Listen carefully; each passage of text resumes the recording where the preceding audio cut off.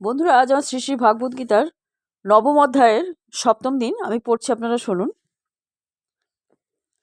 অনেক নির্বিশেষবাদী আছে যারা মন্দিরে ভগবানের শ্রী বিগ্রহের অর্চনা করাকে উপহাস করে।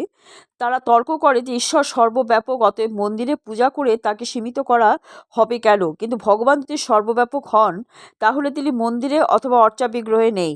সবিশেষবাদী এবং নির্বিশেষবাদীরা যদিও এইভাবে আবহমান কাল তর্ক করে থাকে, কিন্তু কৃষ্ণ ভাবনাময় শুদ্ধ ভক্ত যথার্থই জানেন যে স্বয়ং ভগবান শ্রীকৃষ্ণ পরম পুরুষোত্তম হলেও তিনি সর্বব্যাপক। ব্রহ্ম সংহিতাতেও সে কথা প্রতিপন্ন করা হয়েছে। তার পরম ধাম গোলক বৃন্দাবনে নিত্য বিরাজমান হওয়া সত্ত্বেও তিনি তার বিবিধ শক্তির প্রভাবে এবং তার অংশকলার প্রকাশের মাধ্যমে প্রাকৃত ও অপ্রাকৃত সৃষ্টিতে সর্বত্র ব্যাপ্ত বিরাজমান। শ্লোক: মোঘাসা মোঘ কর্মাণো মোঘ জ্ঞানা বিচেতস রাক্ষসী মা সুরিং চৈব প্রকৃতিং মোহিনীং শ্রিতা। শ্রী প্রভুপাদের গীতার গান। আমাকে অবজ্ঞা তাই ব্যর্থ সব আশা, বিফল করম তার জ্ঞানের জিজ্ঞাসা।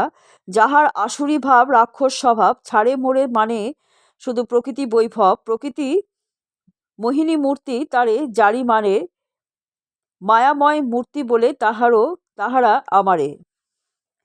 অনুবাদ: এইভাবে যারা মোহচ্ছন্ন হয়েছে তারা রাক্ষসী এবং আসুরি ভাবের প্রতি আকৃষ্ট হয়।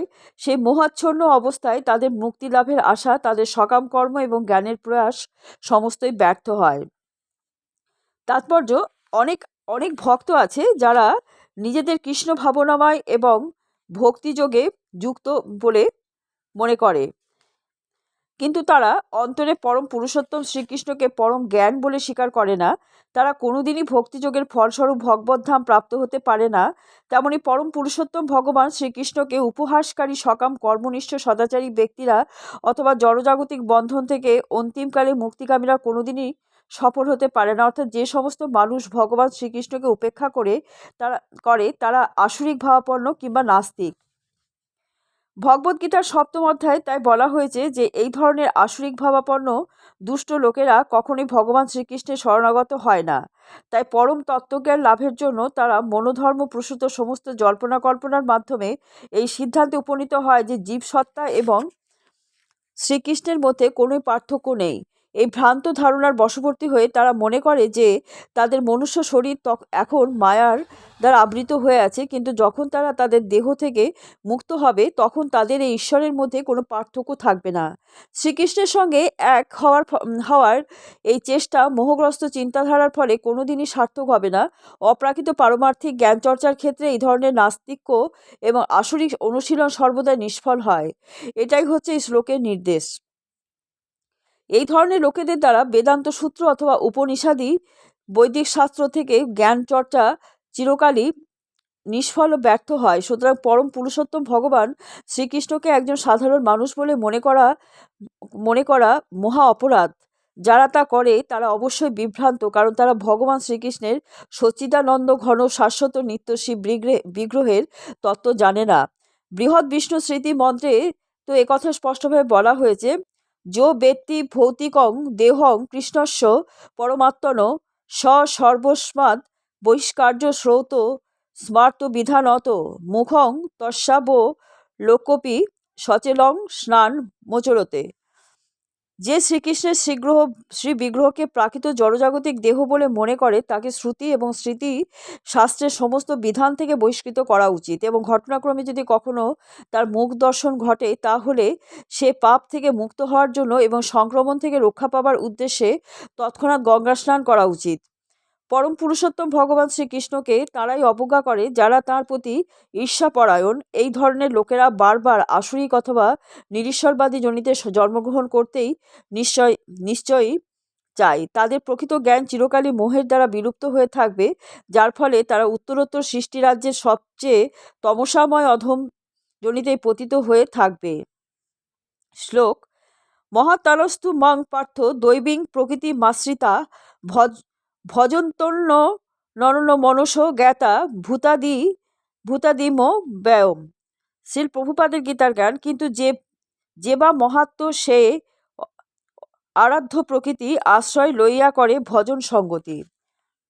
অনন্য মনেতে করে বিশুদ্ধ ভজন, সমস্ত ভূতের আদি আমাকে তখন। অনুবাদ: হে পার্থ, মোহমুক্ত মহাত্মাগণ আমার দৈবী প্রকৃতি আশ্রয় করেন। তারা আমাকে সর্বভূতের কারণ ও অবিনাশী জেনে অনন্য চিত্তে আমার ভজনা করেন। তাৎপর্য: এই শ্লোকে স্পষ্টভাবে যথার্থ মহাত্মার স্বরূপ বর্ণনা করা হয়েছে। যথার্থ মহাত্মার প্রথম লক্ষণ হচ্ছে যে তিনি সর্বদাই দিব্য প্রকৃতিতে অধিষ্ঠিত হয়ে থাকেন। তিনি কখনোই জড়া প্রকৃতির মায়ার অধীন হন না। আর তা কিভাবে হয়? সপ্তম অধ্যায়ে তার ব্যাখ্যা করা হয়েছে। পরম পুরুষোত্তম ভগবান শ্রীকৃষ্ণের শরণাগত জীব অবিলম্বে জড়া প্রকৃতির মায়ামুক্ত হয়ে যায়, এটাই হচ্ছে তার যোগ্যতা। মানুষ যখনই পরম পুরুষোত্তম ভগবানের কাছে আত্মসমর্পণ করে, তৎক্ষণাৎ সে জড়জাগতিক প্রকৃতির মায়ার বন্ধন থেকে মুক্ত হয়ে যান। এটাই হচ্ছে মুক্তি লাভ করার প্রাথমিক সূত্র। যেহেতু জীবসত্তায় ভগবানের তটস্থা শক্তি, তাই জড়জাগতিক প্রকৃতির মায়া থেকে মুক্ত হওয়ার সঙ্গে সঙ্গে সে অপ্রাকৃত পারমার্থিক প্রকৃতির আশ্রয় লাভ করে। পারমার্থিক প্রকৃতির পথ নির্দেশকেই বলা হয় দৈবী প্রকৃতি। সুতরাং এইভাবে পরম পুরুষোত্তম ভগবানের শরণাগত হওয়ার ফলে জীবাত্মা যখন উন্নত হয়, তখন মানুষ মহাত্মার পর্যায়ে উন্নীত হয়। শ্রীকৃষ্ণ ব্যতীত আর কোনো কিছুর দিকেই মহাত্মা তার মনোযোগ বিক্ষিপ্ত করেন না, কারণ তিনি খুব ভালোভাবেই জানেন যে শ্রীকৃষ্ণই হচ্ছেন আদি পরম পুরুষ। তিনিই হচ্ছেন সর্বকারণের পরম কারণ। এই সম্পর্কে কোনো সন্দেহ নেই। এই চিত্তবৃত্তির উন্মেষ হয় অন্য মহাত্মা বা শুদ্ধ ভক্তের সঙ্গ লাভ করার ফলে। তারা কেবল তারা কেবল শ্রীকৃষ্ণের দ্বিভুজ রূপেই অনুরক্ত থাকেন। তারা শ্রীকৃষ্ণের অন্য কোনো বৈশিষ্ট্যে আকৃষ্ট হন না। এমনকি অন্য কোনো দেবতা বা মানুষের প্রতিও তাদের কোনো রকম আসক্তি থাকে না।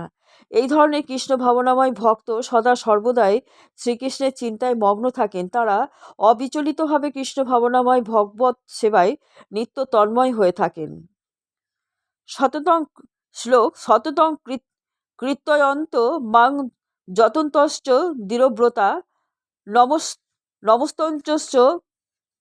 নমস্তঞ্চ মাং ভক্তা নিত্যযুক্তা উপাসতে।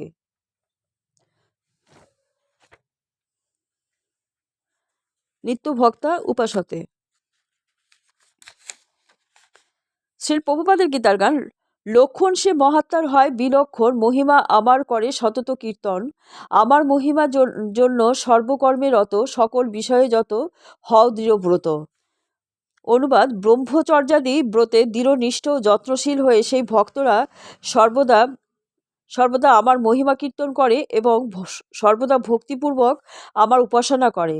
তাৎপর্য: কোনো সাধারণ মানুষকে একটা ছাপ মেরে মহাত্মা বানানো যায় না। যথার্থ মহাত্মার স্বরূপ লক্ষণের বর্ণনা এখানে আছে। মহাত্মা সর্বদাই পরম পুরুষোত্তম ভগবান শ্রীকৃষ্ণের গুণকীর্তনে মগ্ন থাকেন।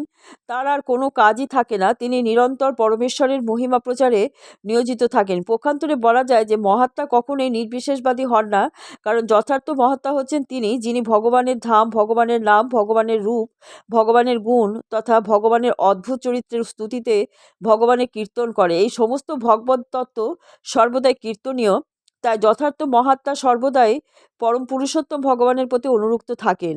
ভগবানের নির্বিশেষ রূপ ব্রহ্মজ্যোতির প্রতি যে আসক্ত, তাকে ভগবদ্গীতায় মহাত্মা বলে বর্ণনা করা হয়নি। এই ধরনের মানুষকে পরবর্তী শ্লোকে অন্যভাবে বর্ণনা করা হয়েছে। শ্রীমদ্ ভাগবতে বর্ণনা করা হয়েছে যে মহাত্মা সর্বদাই নানা রকমের ভগবত ভক্তি অনুশীলন কার্যকলাপে মগ্ন থাকেন, বিষ্ণুতত্ত্ব শ্রবণ ও কীর্তন করেন এবং তিনি কখনোই দেবদেবী বা কোনো মানুষের গুণকীর্তন করেন না। এই হচ্ছে ভক্তের স্বরূপ। শোভনং কীর্তনং বিষ্ণে এবং স্মরণং, তাকে সর্বদা স্মরণ করা। যথার্থ মহাত্মা পাঁচটি দিব্য রসের যে কোনো একটির দ্বারা ভগবানের সঙ্গে অন্তিমকালে নিত্যযুক্ত হওয়ার উদ্দেশ্যে বদ্ধপরিকর হয়ে থাকেন। সেই উদ্দেশ্য সফলতা লাভ করবার জন্য তিনি কায়মনোবাক্যে পরমেশ্বর ভগবান শ্রীকৃষ্ণের সেবায় যুক্ত থাকেন। সেটাই হচ্ছে পূর্ণ কৃষ্ণ ভাবনামৃত।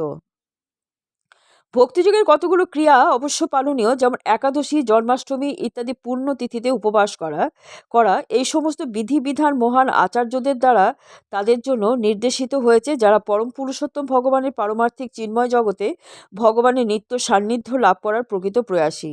মহাত্মারা এই সমস্ত বিধিবিধান কঠোরভাবে পালন করেন, তাই তারা অবধারিতভাবে তাদের বাঞ্ছিত ফল লাভ করেন। বন্ধুরা, আজকে এই পর্যন্ত। আগামীকাল আপনাদের আবার পড়ে শোনাবো।